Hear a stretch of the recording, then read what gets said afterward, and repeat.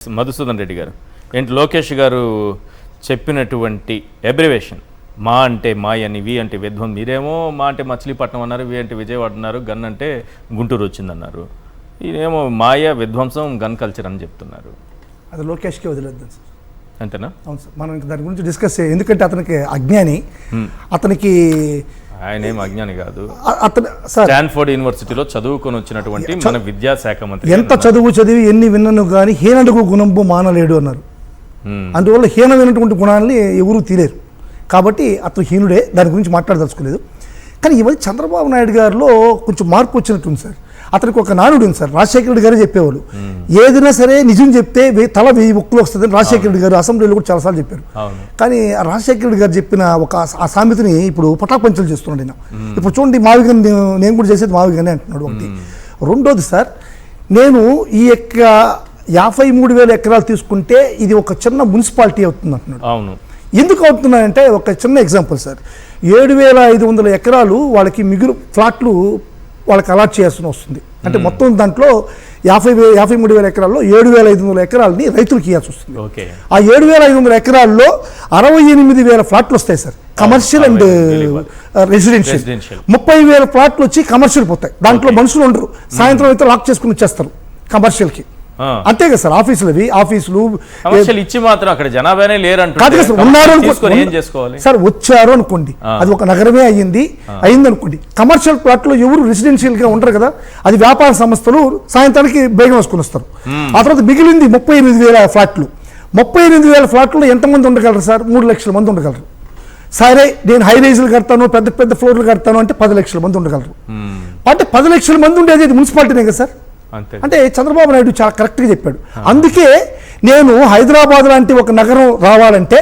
అంటే 1,10,00,000 మంది ఉండేటువంటి హైదరాబాద్ నగరం రావాలంటే ఇది 10 లక్షల మంది ఉండేటువంటి 53,000 ఎకరాలకి 1,10,00,000 రావాలంటే ఇంత 10 సార్లు పోవాలి అక్విజిషన్కి అవును అంటే 10 ఇంటూ మినిమం 10 ఇంటూ 50 అంటే 5 లక్షల ఎకరాలు అక్విజిషన్ చేయాలి అంటే మొన్న ఇంతకుముందు ఒక డిబేట్లో కూడా చెప్పారు సార్ వెంకటరెడ్డి గారు తరదాకా విస్తరిస్తుంది ఇది ఖచ్చితంగా అమరావతి CRDA తరదాకా విస్తరించింది మన వెంకటరెడ్డి గారి కోరిక తీరుతుంది సార్ ఈ విధంగా చేస్తే వెంకటరెడ్డి గారి కోరిక తీరుతుంది ఖచ్చితంగా ఇంకొకటి సార్ ఇప్పుడు 47,000 కోట్ల అప్పులు తెచ్చాడు అమరావతి కోసం తెచ్చి చంద్రబాబు నాయుడు గారు అడిచింది ఎంత 8,000 కోట్లు అంటే 14-19 తర్వాత ఇప్పుడు 7 సంవత్సరాల్లో ఆయన అమరావతి కోసం ఖర్చు పెట్టింది 8,000 కోట్లు మాత్రమే అంటే 8,000 కోట్లు ఖర్చు పెట్టడానికి అమరావతిలో 7 సంవత్సరాలు అయితే ఈ లెక్కన 1,00,000 ఎకరాలు డెవలప్ చేయడానికి 2 లక్షల కోట్లు ఆయన అమరావతి ఖర్చు పెట్టడానికి 1,75,000 సంవత్సరాలు అవుతుంది 1,75,000 సంవత్సరాలు అప్పటికి ఈ అమరావతి పూర్తవుతుంది సార్ చంద్రబాబు నాయుడు లెక్క ప్రకారం అంతేనా 1,75,000 సంవత్సరాలు నా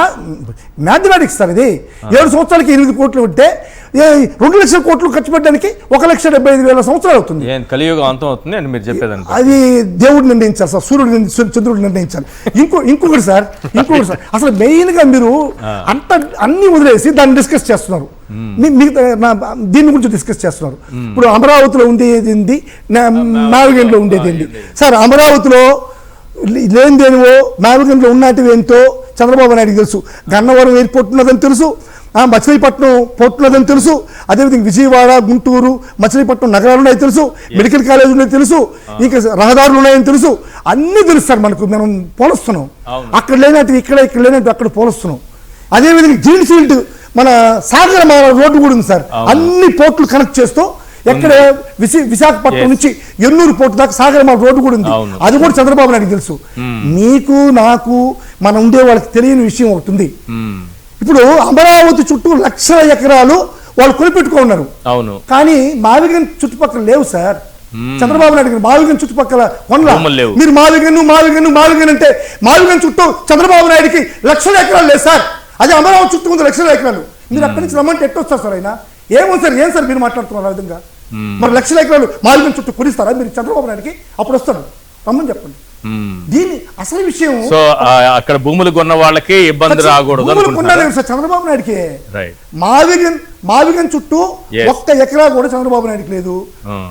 ఇక్కడ లేనిది అది ఉండేది. రైట్, లక్షల అన్ని ఎకరాలు ఎకరాలు ఆయనకి కాదు కానీ బినామీలు కొన్నారని ఆ పార్టీ నాయకులు కొన్నారని కదా. సార్ బినామీలా లేకుంటే ఎవరో సార్ వాళ్ళకి సంబంధించిన అనువులే కదా. అదే అదే మరి అదొక్క కాసు దాంతో ఇంకా వదలలేడు. అసెంట్ భూములు కూడా దోచుకున్నారు పాపం. అసలు ఏమైపోవాలి ఆ ఎంత- భూములన్నీ? చాలా కష్టపడ్డారు సార్ వాళ్ళు. Right. ఎన్ని కష్టాలు, Yes. 5-6 Right. సంవత్సరాలు కష్టపడ్డారు వాళ్ళు. Yes, please, conclude.